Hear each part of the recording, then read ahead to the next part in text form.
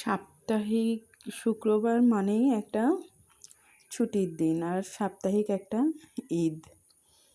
তাই সাপ্তাহিক ঈদে যে এমন ভালো কিছু রান্না করব না সেটা তো হয় না। তাই আজকে আপনাদের সাথে আমি শেয়ার করার জন্য আসলাম ইলিশ পোলাও। দেখতে থাকেন গাইজ যে আমি কেমনভাবে আজকে ইলিশ পোলাওটা রান্না করি। আসসালামু আলাইকুম গাইজ, কেমন আছেন সবাই? আলহামদুলিল্লাহ, আপনাদের দোয়ায় আমিও ভালো আছি।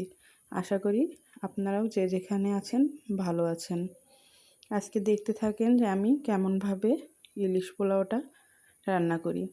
আমি এই ফার্স্ট টাইম ইলিশ পোলাও রান্না করছি। ভুল কিছু দেখতে পেলে আপনারা অবশ্যই আমাকে কমেন্ট বক্সে জানাই যাবেন যে আমার কোনটা ভুল হয়েছে।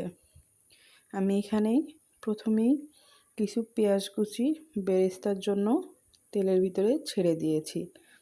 দিয়ে আমি বেরেস্তাগুলো হয়ে গেছে, আমার বেরেস্তাগুলো যতটুকু লাগবে আমি উঠাই নিলাম।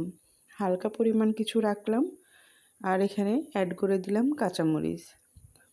তারপরে দিয়ে দিচ্ছি বিরিয়ানির মশলা, শুকনা মরিচের গুঁড়া আর লবণ, জিরা গুঁড়া আর ধনিয়া গুঁড়া দিয়ে আমি এখানে মাছটা যতটুকু পরিমাণ পানি লাগবে কষানোর জন্য সেই পানিটা দিয়ে দিয়েছি। আর সাথে দিয়ে দিলাম টক দই। টক দইটা আমার ডিপে ছিল তাই এটা বরফ জমে গেছে, আমি এটা কেটে কেটে দিয়ে দিলাম। আমি এখানে এখন নাড়াচাড়া দিয়ে ঢাকনা দিয়ে ঢেকে দিব, দিয়ে অপেক্ষা করব কিছুক্ষণ সময়, আমার মাছটা কষানো পর্যন্ত অপেক্ষা। আমার এখানে মাছটা যে দেখতেই পাচ্ছেন যে আমার মাছটা ভালোভাবে কষানো হয়ে গেছে।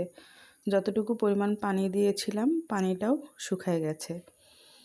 আমি যে পাত্রে পোলাও রান্না করব সেই পাত্রটা আমি চুলার উপরে বসায় দিয়েছি আর দিয়ে দিয়েছি আপনার সয়াবিন তেল।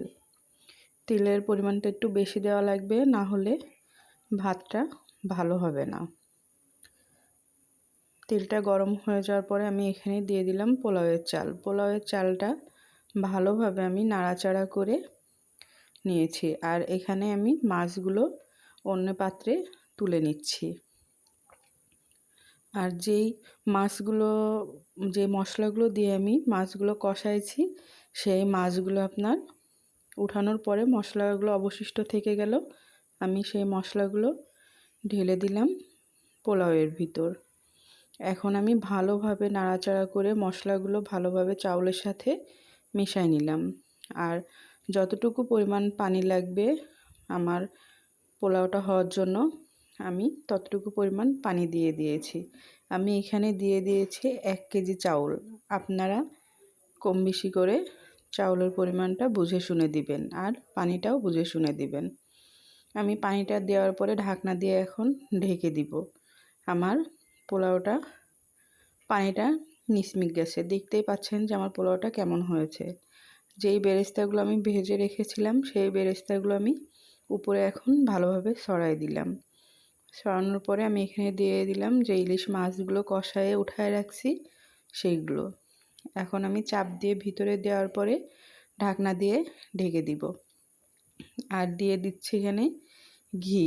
আপনারা ঘি যারা পছন্দ করেন তারা ঘিটা দিতে পারেন, আর না হলে ঘিটা না দিলে তেলের পরিমাণটা আরেকটু বাড়াই দিবেন। এই যে আমি চুলার আঁচটা একবারেই মিডিয়ামে রাখছি। দেখতেই পাচ্ছেন আমার পোলাওটা হয়ে গেছে। আজকের আমার বিরিয়ানিটা রান্না শেষ। এই যে আমার বিরিয়ানিটা এখন খাওয়ার জন্য আমি প্লেটে ভালোভাবে রেডি করে নিয়েছি। দেখতেই পাচ্ছেন যে কতটা সুন্দর হয়েছে। আজকের ভিডিও এখানেই শেষ। আল্লাহ হাফেজ।